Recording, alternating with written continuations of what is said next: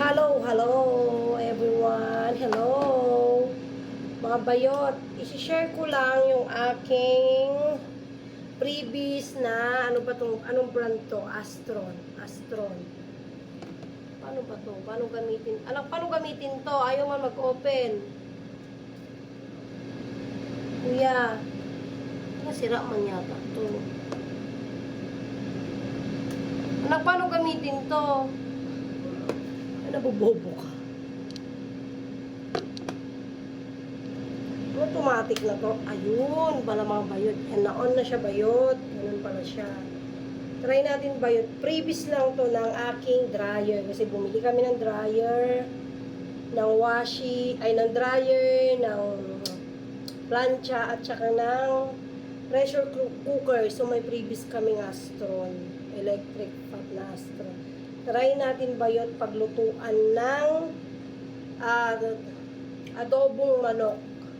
Kasi andito ang kapatid ko na convert ng Muslim. So, hindi siya nag-uulam ng baboy. Ang amin naman mga bayot, ang ulam namin ay liempo na isasalang ko sa air fryer. Actually, may nakasalang na sa air fryer na liempo. Ayan o, mga bayot. O, gumagana na. Kasi ang kuya ko ay hindi siya nag-uulam ng baboy. Gawa nga lang convert siya sa Muslim. Ayan, umusok na mga bayot. Wait lang. Wala na kaming mantika. Kaya ang gagamitin kong mantika ay La Familia Cooking Oil. Ayan. Lagyan lang natin ng konting mantika. Bayot. Kasi pangit ang madaming mantika. Pero ang manok bayot ay binabad ko na sa, kikita niyo po ba? Ang manok ay binabad ko na sa coke, sa seasoning, sa mga seasoning. Alam niyo na kung ano yung mga seasoning na yan na pwedeng ibabad sa manok. Ang inad ko lang ho dito ay Coca-Cola, soft drinks. So yan bayot, mainit na ba siya?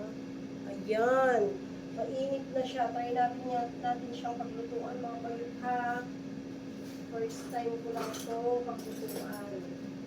So, ita-try natin kung effective ba. Ayan, effective nga siya mga bayot. Totoo nga siya, legit. Ayan, oo. Naririnig niyo yung mga talamsik niya mga bayot. Legit nga. Actually, tirinay ko lang talaga ito kung pwede siyang paglutuan ng mga ganito ba. Try natin yung capacity ng Astron. Kung matibay ba ito. Ang model nila dito ay si Coco Martin.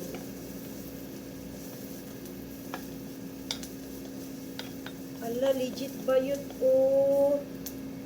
Tignan niyo bayot, umuusok-usok siya. Totoo siya, pwede siya paglutuan mga bayot. Oh, look. O, diba? Hala ka. Pwede pa na talaga siya mga bayot. Ngayon bayot, tignan natin yung kanyang capacity. Kung kaya ba niyang iluto ang adobong manok. Actually, isang ano lang itong bayot. Mga bayot, quarter legs. Kasi nag-iisa lang naman yung kuya ko. Kaya yakang-yakang niya na to. Kasya na to sa kanya. I-adobo lang natin. Mga bayot. Hindi ko muna ilalagay yung babaran ko mga bayot. Ang gagawin ko dyan ay sangkutsak ko muna siya. Ganyan ko lang muna siya bayot ha, mga bayot ha. Ginawa ko muna yun. Tapos takpan lang natin ang couple of minutes lang. Okay, wait lang. Pupunin ko ang kanyang takip. Diyan. Ang cute ng takip niya mga bayot. Hala kayo.